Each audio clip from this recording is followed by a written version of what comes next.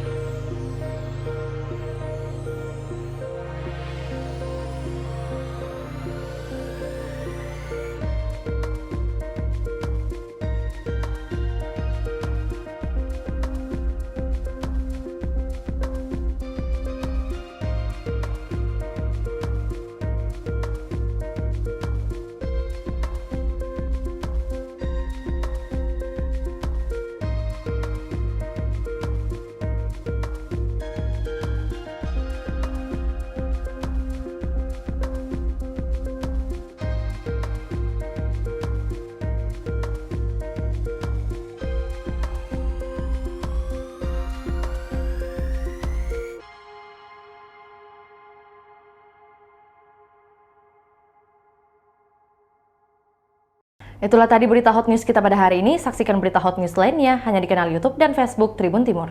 Terima kasih sudah nonton. Jangan lupa like, subscribe, dan share ya.